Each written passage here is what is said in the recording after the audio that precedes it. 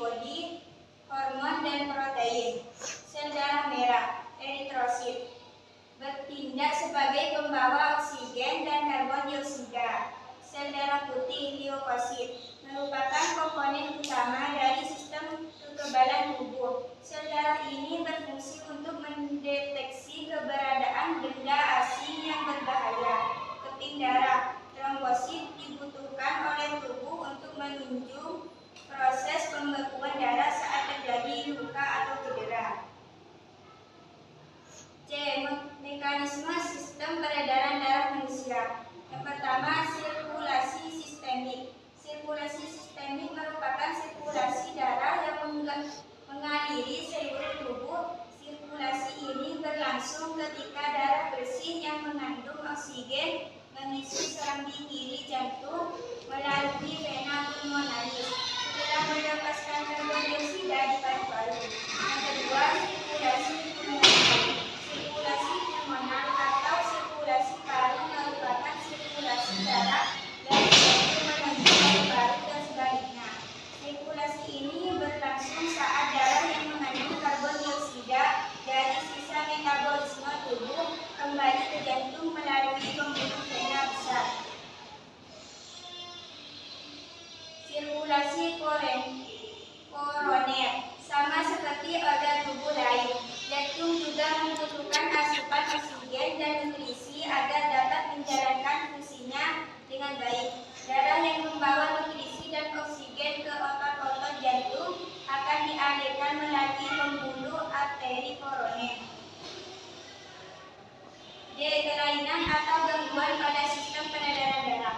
Yang pertama, anemia, kurang darah dikarenakan kurangnya darah Hb atau kurangnya jumlah eritrosit dalam darah.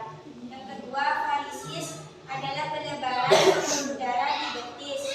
3. Hemoroid ambien adalah pelebaran pembuluh darah di sekitar dubur, anus.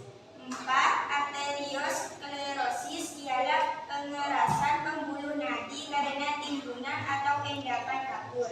Yang kelima, aterosklerosis ialah pengerasan pembuluh nadi karena endapan lemak.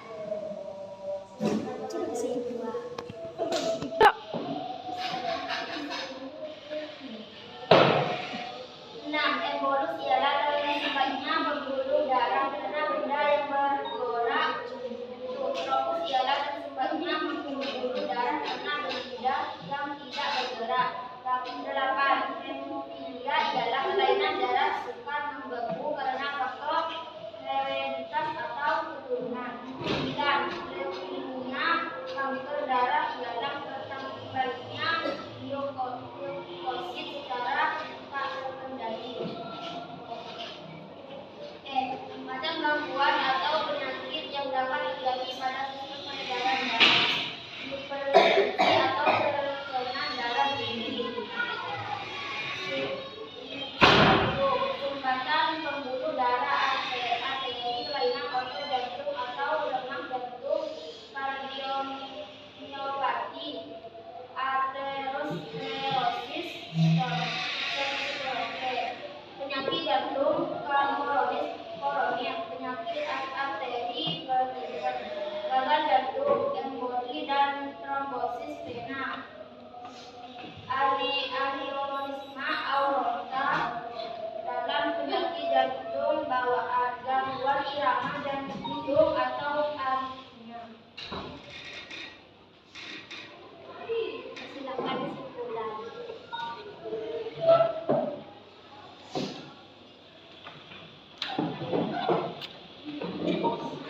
Kesimpulan, darah adalah jaringan terspesialisasi yang mencakup cairan kekuningan atau plasma. Darah yang di dalamnya terkandung sel-sel darah. Sel-sel darah terdiri dari sel darah merah, eritrosit, sel darah putih, leukosit, dan keping darah, trombosit. Kelainan dan pada gangguan sistem peredaran darah.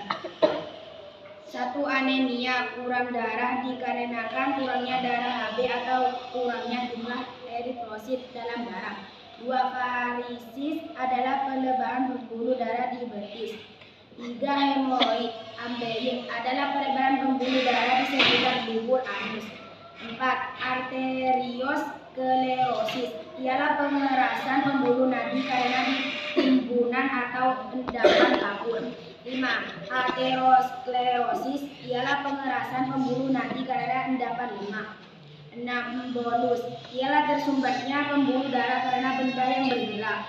7. Trombus ialah tersumbatnya pembuluh darah karena benda yang tidak bergerak.